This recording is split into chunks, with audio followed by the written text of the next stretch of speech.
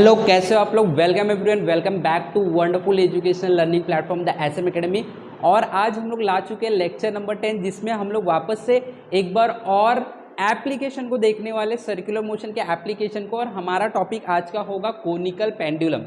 सब लोगों ने पेंडुलम के बारे में तो पढ़े होगा, पेंडुलम के बारे में हम लोगों को पता है, बट ये जो पेंडुलम है ये उस पेंडुलम की बात नहीं किया जा रहा है जिस पेंडुलम को हम लोग ने अभी तक पढ़ा है, बट इसमें थोड़ा सा चेंजेस है और वो चेंजेस की वजह से इसका नाम जो है वो कोनिकल पेंडुलम है। तो आप लोगों को इस वीडियो को लास्ट तक देखना है, क्लियर करके रखना है कंसेप्ट, ओके, और साथ में नोट्स भी बनाना है। So without wasting your time let us begin now. Okay, so when we talk about conical pendulum, see conical pendulum. अब ये कोनिकल पेंडुलम नाम क्यों आया? When we talk about simple pendulum, जब मैं सिंपल पेंडुलम की बात करता हूँ तो सिंपल पेंडुलम क्या है? Simple pendulum is basically a rigid support. एक रिजिड सपोर्ट है, वहाँ पे हम लोग ने एक स्ट्रिंग ले लिया, ठीक है, और एक यहाँ पे मेटेलिक बॉब लगा दिया और ये हमारा सिंपल पेंडुलम हो गया, राइट। और सिंपल पेंडुलम में बेसिकली हम करते क्या है? सिंपल पेंडुलम के केस में what we do, we just move this particular bob like this in this particular oscillatory motion में हम लोग इसको मूव करवाते, मोशन करवाते, right. But this is what we called a simple pendulum, इसे हम सिंपल पेंडुलम बोलते हैं। बट हमें कोनिकल पेंडुलम को डिस्कस करना, right. So what is basically conical pendulum? तो conical pendulum is nothing but the simple pendulum only. Simple pendulum ही है कोनिकल पेंडुलम, बट इसके अंदर जो मोशन होता है वो थोड़ा सा अलग होता है। लाइक सपोज ये आपका एक सिंपल पेंडुलम है, यहाँ पे बॉब लगा हुआ है, राइट। तो अगर आप इस तरीके से मोशन दे रहे हो तो नॉर्मली ये पेंडुलम का मोशन होता है, करेक्ट, ऑसिलेटरी मोशन। बट अगर सपोज आप इसको इस तरीके से मोशन दे रहे हो, जहाँ पे आप इसको देखोगे स्ट्रिंग को, तो यू विल थिंक कि ये स्ट्रिंग एक कोन बना रहा है। क्या बना रहा है? कोन, राइट। जब आप ऐसे घुमाते हो तो स्ट्रिंग क्या बना रहा है? कोन बना रहा है। और ये जो बॉब है, देखो यहाँ पे बॉब क्या कर रहा है? सर्कल बना रहा है। बॉब क्या कर रहा है? सर्कल बना रहा है, राइट। फिर से ये देखो, ये जो स्ट्रिंग है ये क्या बना रहा है? कोन बना रहा है और बॉब सर्कल बना रहा है। जब भी आप सिंपल पेंडुलम को इस तरीके का मोशन देते हो कि जो स्ट्रिंग है वो कोन बनाता है और जो मेटेलिक बॉब है वो सर्कुलर मोशन बनाता है, then such type of simple pendulum is what we called as conical pendulum. Clear हुआ? इसी को हम क्या बोलते हैं? कोनिकल पेंडुलम बोलते हैं। तो अभी हम लोग को थोड़ा सा आइडिया आ गया, यहाँ पे हम लोग लिख लेंगे कोनिकल पेंडुलम क्या होता है। हम बता देंगे कोनिकल पेंडुलम क्या है। ए सिंपल पेंडुलम, ये एक सिंपल पेंडुलम ही है, right. A simple pendulum which is given such a motion, such a motion, उसको एक मोशन देना पड़ता है आपको इस तरीके का, सच ए मोशन दैट जो स्ट्रिंग है वो क्या करेगा?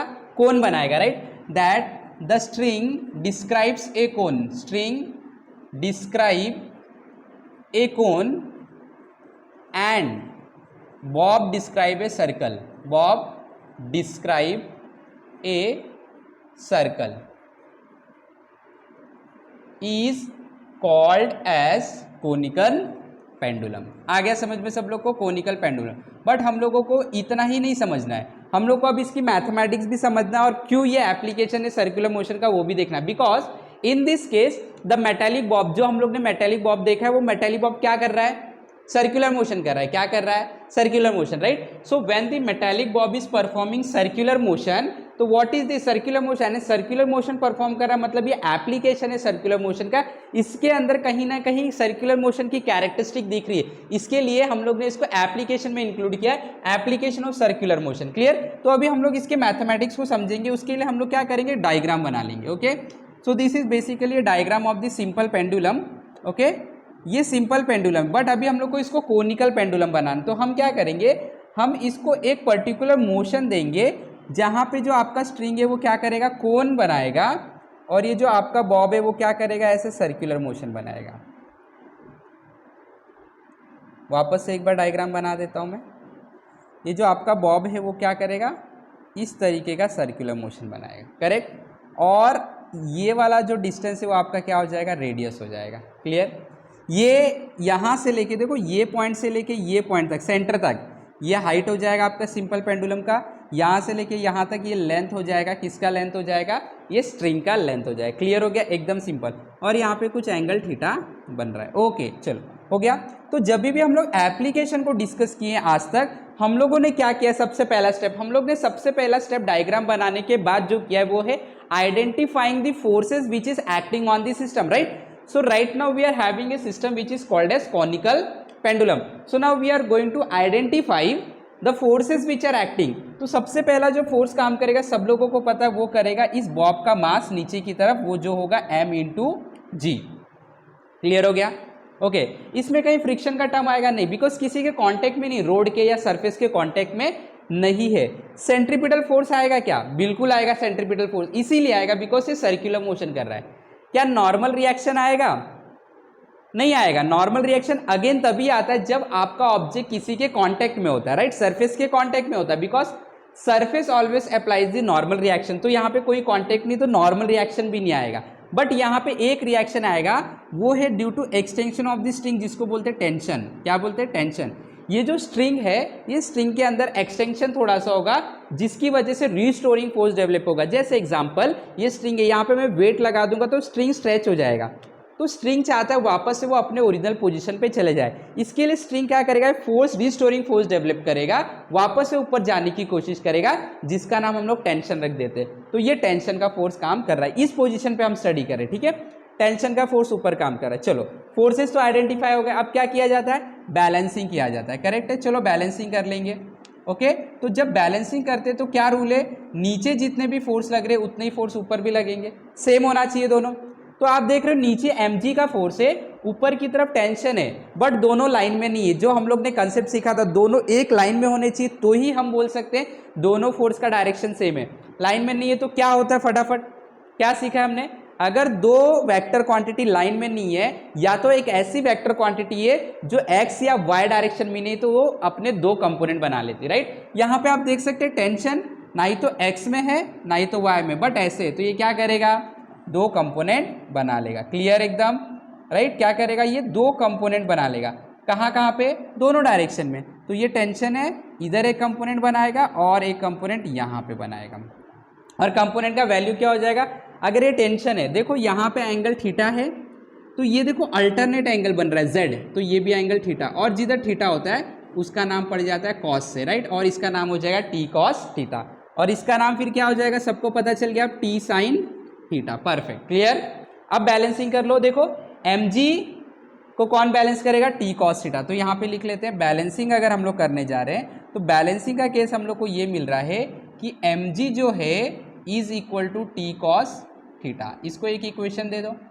और आप देख रहे हो दूसरा फोर्स क्या बचा? T sine theta. T sine theta किधर काम कर रहा है? T sine theta is acting toward the centre, and centre में कौन सा फोर्स काम करता है? Centripetal. That means T sine theta is making the centripetal force. तो we can write centripetal force that is mv square upon r is equal to T sine theta. अब हम लोग क्या करते हैं? एंगुलर का टर्म समझ रहे, सर्कुलर मोशन समझ रहे, इसके लिए लीनियर वेलोसिटी को मैं एंगुलर वेलोसिटी के टर्म में कर देता.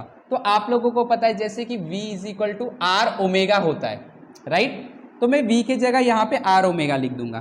तो ये हो जाएगा m R omega upon R. ये स्क्वायर हो जाएगा क्योंकि v का भी स्क्वायर था.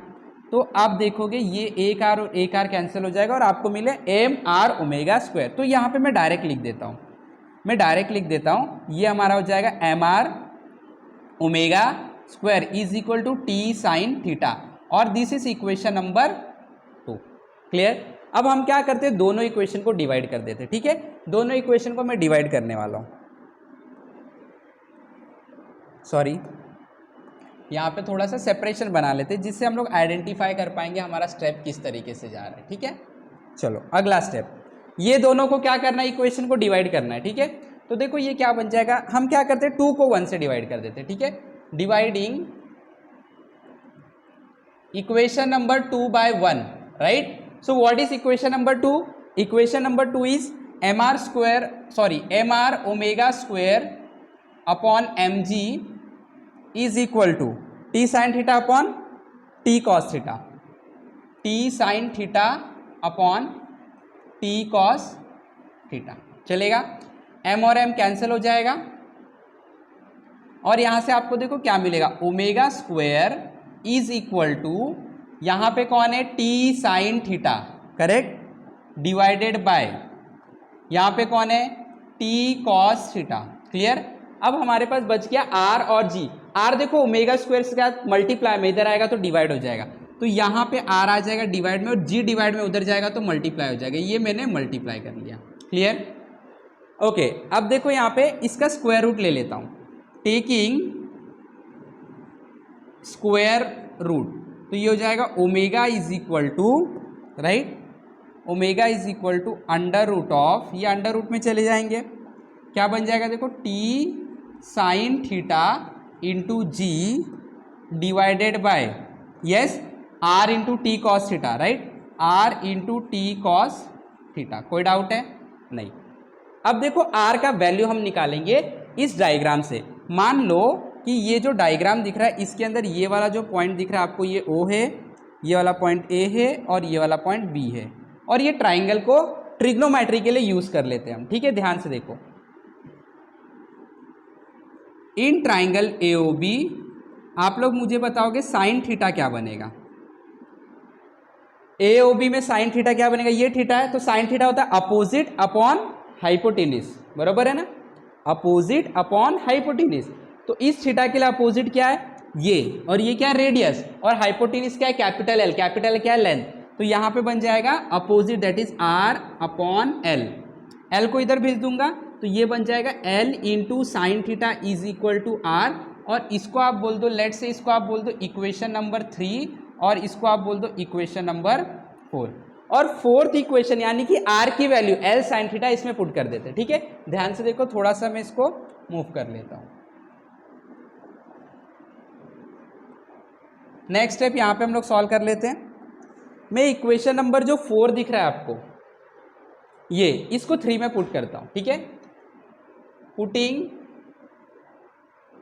इक्वेशन 4 इन 3, क्या इक्वेशन 4 हमें आर की वैल्यू दे रहा है that is L sine theta, इसमें पुट कर दो तो ये आपका बन जाएगा omega is equal to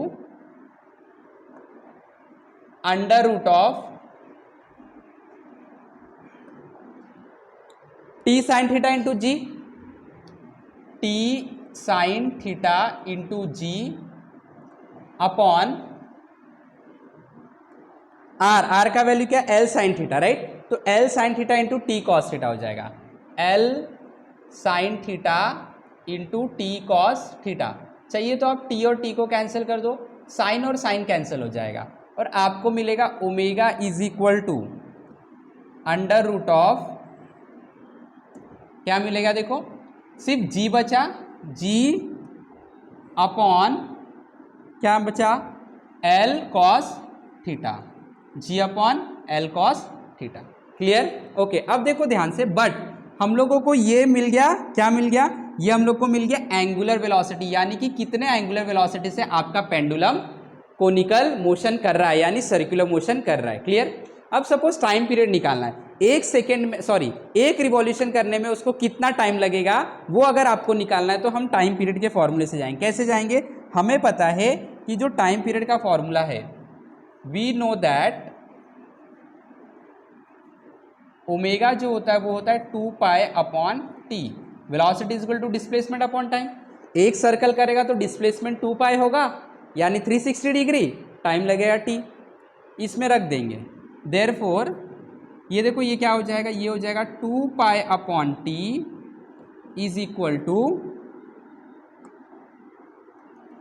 under root of, ध्यान से देखोगे आप लोग, G upon L cos theta. हमें टी की वैल्यू चाहिए, क्या चाहिए, टी का वैल्यू चाहिए, राइट। अगर हमें टी का वैल्यू चाहिए तो क्या होगा, ये टी को अकेले रखो या तो उल्टा कर दो, तो ये आपका हो जाएगा 2 pi upon under root of G upon L cos theta is equal to T. ये पूरा टर्म इधर आ गया, टी उधर चला गया, ठीक है। तो ये आपको टी का वैल्यू मिल गया, यानी कि इस फॉर्मूले से आपको पता चल जाएगा कितना टाइम लगने वाला है। इसको आप और भी सॉल्व कर सकते हैं, इसको अगर ऊपर ले लोगे, इसको अगर हम लोग ऊपर ले लेंगे तो ये ऊपर आ जाएगा, राइट। देखो यहाँ पे ये किस तरीके का फंक्शन है, ये ऐसा फंक्शन है 2 अपॉन 3/2, ऊपर वाला टर्म फ्रैक्शन में नहीं, नीचे वाला टर्म फ्रैक्शन में। तो अब ये क्या होता है, इस केस में क्या होता है, जरा ध्यान से देखोगे, ये वाला टर्म ऊपर चला जाता है। अगर आपको सबको ऊपर भेजना है, सबको ऊपर भेजना है तो हम लोग तो भी कर सकते हैं, और ये बन जाएगा, थोड़ा सा मैं एडजस्टमेंट कर लेता हूं,